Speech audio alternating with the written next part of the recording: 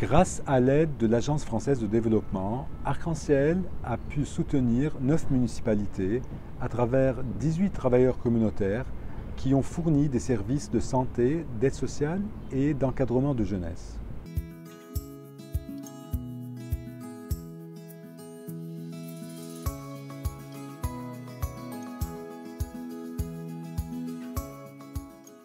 Sur une période de 2 ans, le projet a œuvré pour l'amélioration des conditions de vie des réfugiés et de leur communauté d'accueil.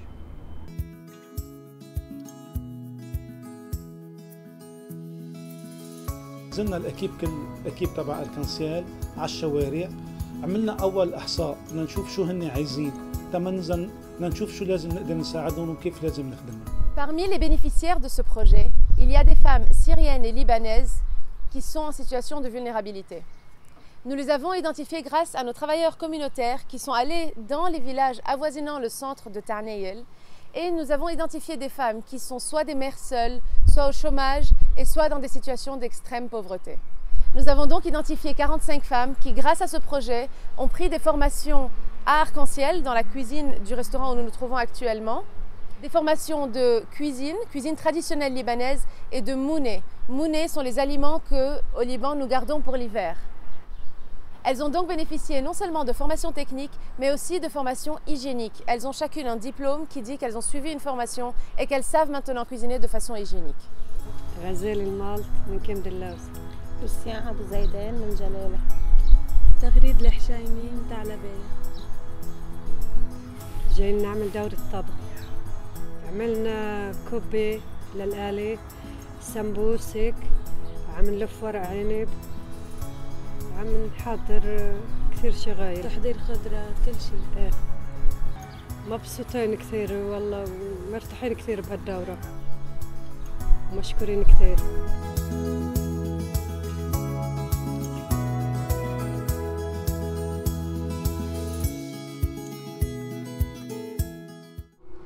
بعض التحديات والصعوبات يلي واجهناها كانت مع بعض البلديات يلي منعوا تجول الأجانب بفترة معينة من النهار، أو منعون يشتغلوا، أو حتى منعون يسكنوا بهيدي البلدية. فصار عنا مشاكل سكن ومشاكل بطالة ومشاكل اندماج بالمجتمع. هون كان بعض التحديات لنا إنه نقدر نساعد هالعيال، وجربنا قد ما فينا نعمل زيارات، وقمنا بعدد كبير من الزيارات.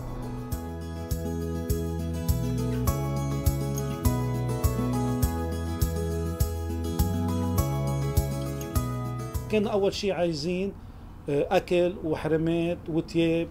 شفنا كل الحاجات وبلشنا نشتغل على هالشغلة، وقررنا نبني علاقة مع العالم ليكون الشغل مزبوط، ما يكون علاقة بس شخص عم نخدمه ويفل، لأنه لازم يستمروا ليتأقلموا معنا لأنه هو الوقت طويل.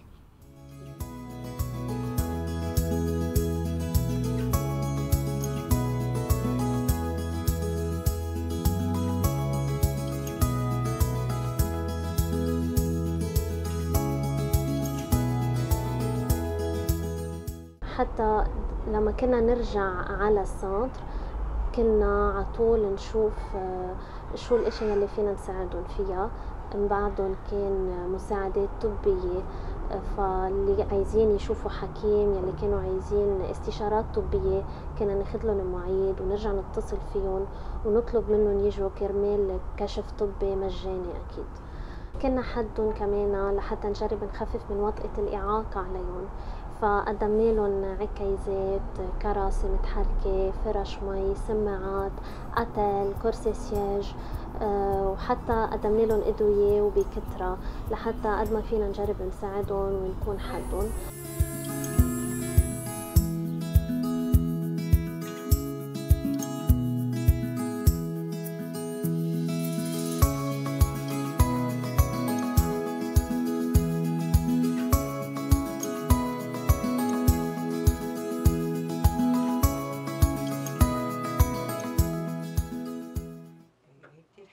شو ما كان حلو حساس.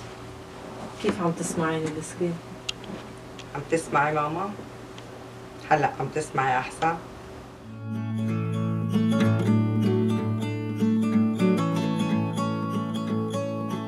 À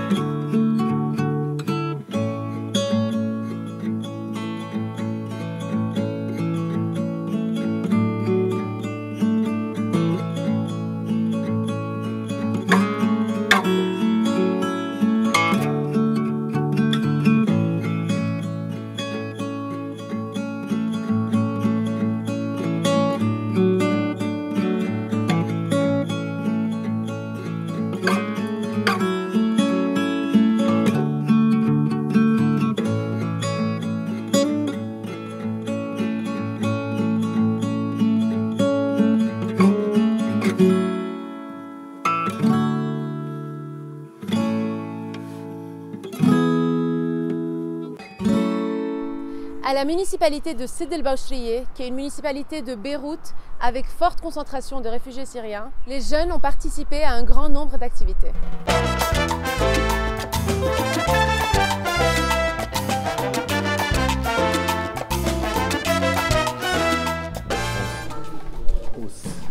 Bonsoir, Joseph Samarani, Self Defense Instructor.